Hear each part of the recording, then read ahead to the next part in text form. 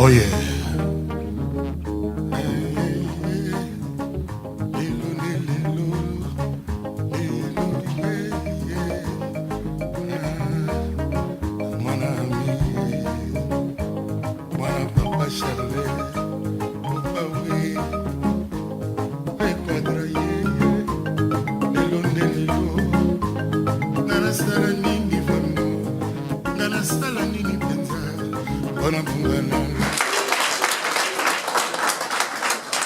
Je participe, vous vous en doutez, à bien une cérémonie de la diaspora ivoirienne.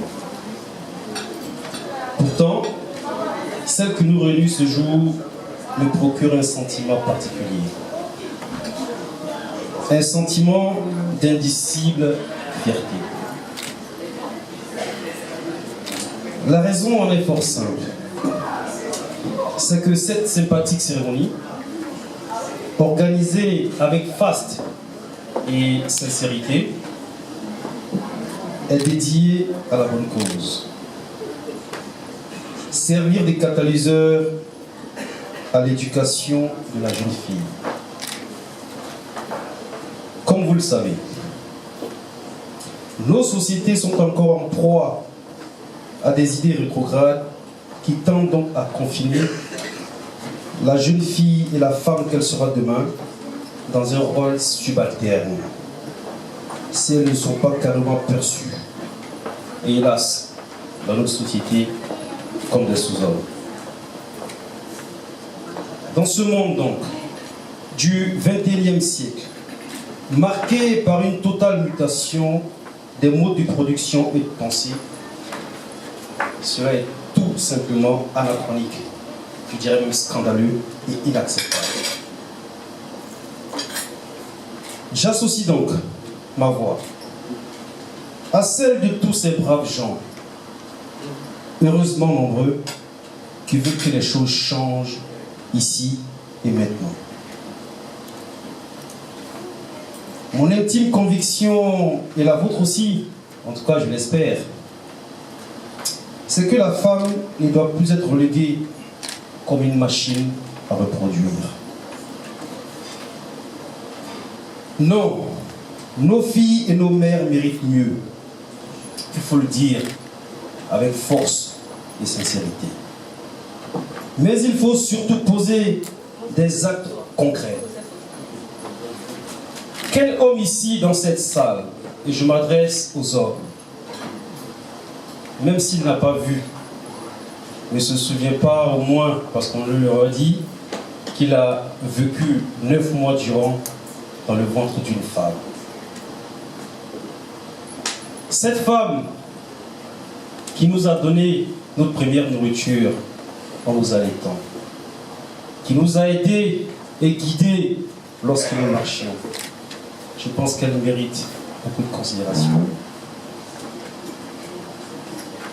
Et cela commence donc par une éducation inclusive, qui donne toute sa place à la petite et à la jeune fille.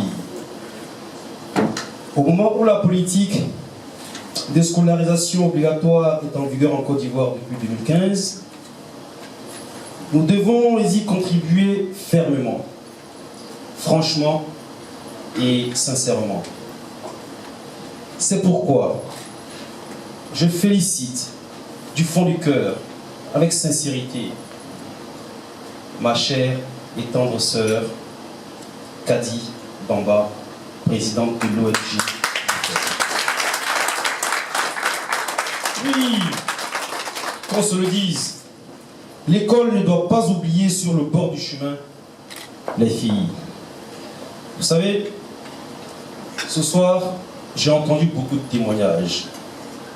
J'ai entendu le témoignage de ma petite sœur Léa. Je dois vous dire, moi aussi je viens du Nord. Je viens du Nord de la Côte d'Ivoire.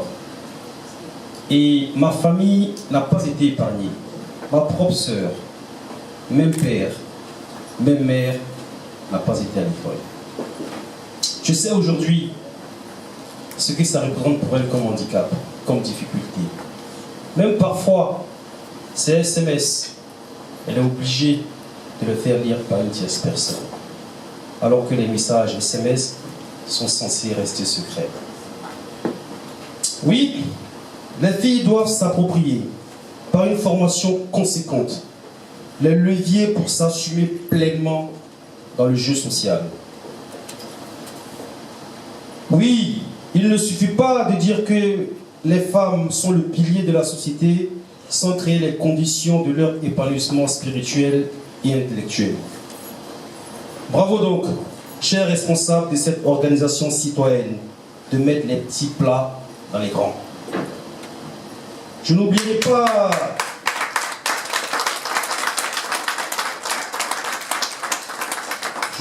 pas les 1000 précautions dont vous m'entourez ce soir. Parce que mon épouse et moi, et j'en suis sûr, on a bien bu, on a bien mangé, on est content, on va rentrer, on va bien dormir, en espérant que demain la France gagne pour continuer la fête.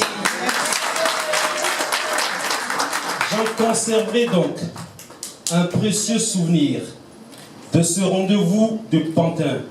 Et je peux t'assurer, Kadi Bamba, que cette organisation, en tout cas la vôtre, sera désormais dans une place de choix dans mon agenda.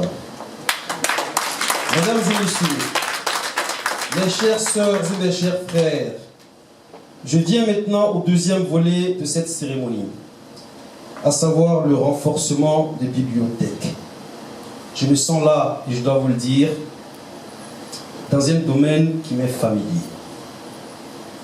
Car j'ai souvent accompagné les écrivains ivoiriens à travers leurs associations nationales. Ils m'ont fait l'honneur en 2016 de me décerner un prix pour saluer mon soutien à leur activité. Donc le livre m'intéresse. Il se trouve que dans une vie passée, quand j'étais au lycée à Korogo, en pleine année scolaire, je rachetais les livres de mes amis à 1000 francs, 2000, que je revendais dans l'année scolaire à 15 000, 10 000.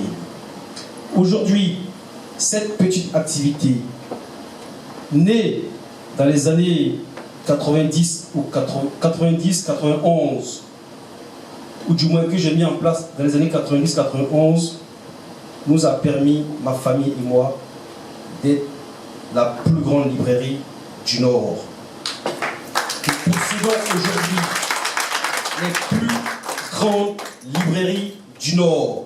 Vous pouvez aller sur Internet et vous regarderez les librairies Ouattara, Baba Bordas nous appartiennent. Et ça a démarré par moi. Alors, que vous avez choisi donc de faire la promotion du livre, justement, est tellement salutaire, je vous en sais. Merci, chères sœurs. Merci pour vos efforts, afin que le savoir soit accessible pour le plus grand nombre de nos compatriotes. Pour donc l'édification de la paix sociale, vous posez ainsi un acte important, car, comme on aime le dit, qui aime les livres aime la paix. Mesdames et messieurs, je sais que cette cérémonie solennelle est d'abord une fête. Par conséquent, j'essaierai donc de ne pas faire un discours long.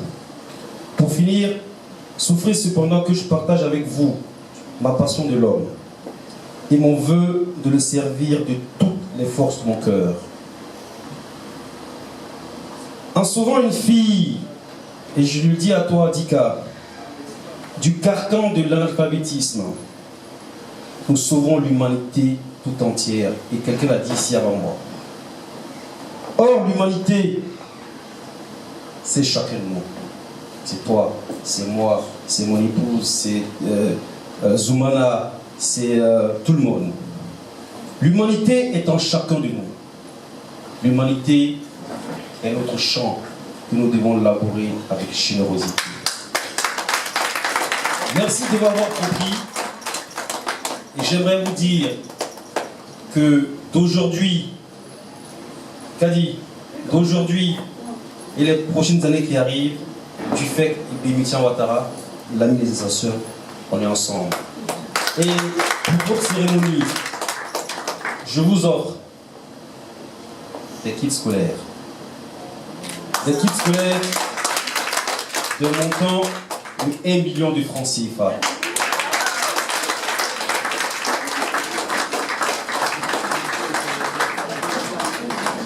Vous savez, c'est vrai pour ceux qui ne me connaissent pas dans cette salle, certains penseront que je suis un boucantier, c'est normal. C'est un peu normal. Et ceux-là, je les comprends. Mais j'ai eu accompagné ici une association diasporique qui s'appelle DI, parce qu'elle offrait des kits scolaires à des élèves dans la région ouais, donc du côté de Vermont. J'ai eu accompagné moi-même ici en France, et j'aime conter cette histoire, et je vais vous la conter ce soir.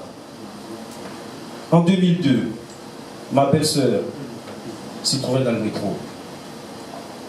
Et elle parlait avec une de ses copines.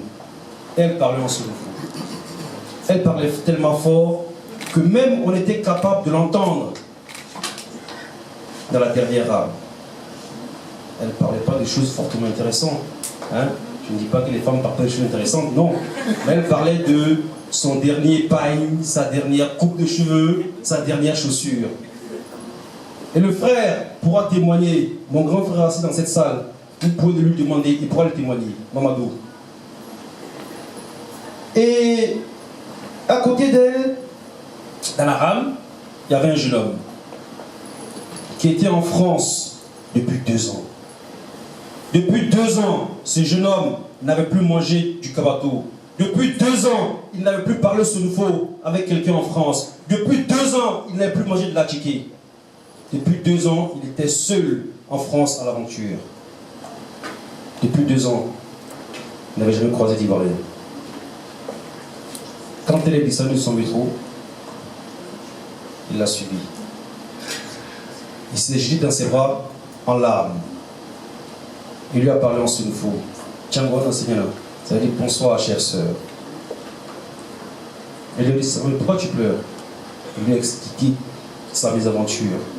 Elle lui dit, non, mais t'inquiète pas, pleure pas. J'ai un frère ici en France là, il est trop chaud. Entendu par chaud, quelqu'un qui est très actif. Pas quelqu'un qui aime les histoires. Je l'ai recueilli avec moi. Je l'ai aidé à avoir des papiers. On l'a intégré dans notre association qui s'appelait Robin, dont j'étais le secrétaire général.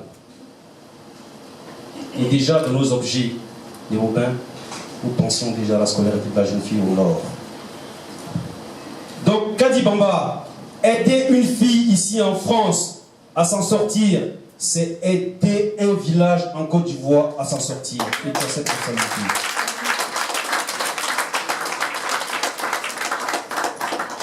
Je le dis parce que c'est un sujet qui me touche. Ma propre sœur, et je l'ai dit, elle n'a pas été à l'école. Combien de fois je la regarde et je suis sincèrement parfois désolé pour elle. Je me dis que tous ces courriers doivent d'abord passer dans les mains d'une tierce personne avant de m'arriver à elle, qui dit que l'interprétation serait juste. Je ne vais pas faire long ce qui est court. Je sais que parfois on m'entend, on entend ma parole. J'aimerais aborder avec vous 2 sujets qui n'ont absolument pas grand-chose à voir avec cette cérémonie, mais qui ont quelque chose avec la diaspora. Et c'est important. Par conséquent, si vous pensez que le sujet est décalé, je tenais d'abord à m'en excuser. Il s'agit de quoi? Il s'agit du décret concernant les importations des véhicules. Vous en avez entendu parler? Je ne me suis jamais exprimé sur le sujet. Pas parce que j'étais forcément d'accord. Par contre, même n'étant pas d'accord avec le décret, je désapprouve la façon dont nous nous comportons ici en France. Je le dis avec franchise. Vous savez, on est en France, c'est une réalité. Mais n'oublions pas que nous sommes avant tout des Ivoiriens. Nous avons notre façon à nous de gérer nos différends. Et je pense que manifester ici en France devant l'ambassade ne réglera pas forcément le problème. Au contraire, ça créera de la tension. Je le dis pourquoi. Et je vais vous conter une petite histoire réelle en plus. En 2011, on part d'ici avec un groupe d'amis. Voyant le désordre qui régnait et voyant les compétences des Ivoiriens de la diaspora, et voyant que ces compétences n'étaient pas mises à notre service, on a décidé comme ça de rencontrer les autorités. On a rencontré à l'époque le Premier ministre, l'actuel Premier ministre. On lui a dit, écoute, on pense qu'il y a beaucoup de compétences ici, il serait quand même intéressant que vous preniez ces compétences-là pour essayer de travailler un peu au pays, ça peut nous faire avancer même côté mentalité. Et il nous a répondu, allez me mettre ça sur papier. Il a peut-être cru qu'il parlait à des gens qui n'aient pas de la suite dans les idées. On est revenu ici en France avec les amis et ensemble, on a fait des propositions concrètes qui a été le premier livre blanc de la diaspora. Et je l'appelle. Et ce jour-là, j'avais la chance, j'ai appelé Siak Paris à son domicile, il était à la maison. J'ai dit, Vier, il me dit oui. Il dit, bon, tu te souviens, tu nous avais accordé une pièce à Abidjan, et on t'a expliqué un certain nombre de choses, notamment la prise en compte des préoccupations des Ivoiriens de la diaspora. Tu nous avais dit de mettre ça sur papier. Voilà, c'est prêt. Est-ce qu'on peut te l'envoyer? Il dit, passez me voir chez moi à la maison. On a encore fait une délégation, on était le voir. Au bout de quelques mois, certaines de nos préoccupations ont été prises en compte, notamment la création d'un ministère des Ivoiriens de l'étranger et la réanimation, la réactivation de la direction générale des Ivoiriens de l'étranger. On est encore parti demander qu'on ait des parlementaires. Vous voyez la question de véhicules. Si comme nous avions les parlementaires de la diaspora qui nous représentaient dignement, je pense que cette question n'allait pas se poser. Je le dis pourquoi? Je le dis parce que c'est dans la discussion, dans la négociation tranquille et douce qu'on a pu obtenir tout ça. Je souhaite donc, il n'est jamais trop tard de bien faire. Je parle à nos frères, à nos sœurs qui envoient des voitures, essayez de contacter l'ambassade par courrier, essayez de contacter le ministère des Ivoiriens de l'étranger par courrier, essayez de demander une audience. C'est une forme responsable. Je pense que c'est comme ça en Afrique qu'on règle nos différends. Je vous remercie et j'aimerais vous dire ceci en terminant. Comme on dit, la parole c'est comme l'eau, quand elle dure trop de la bouche, elle devient amère. Et il n'y a que le sage qui sait par où dépêcher un animal pourri pour avoir de la bonne chair. Par conséquent, tout ce que je redis de mauvais, jetez à la poubelle. Ce qui est bon, gardez-le.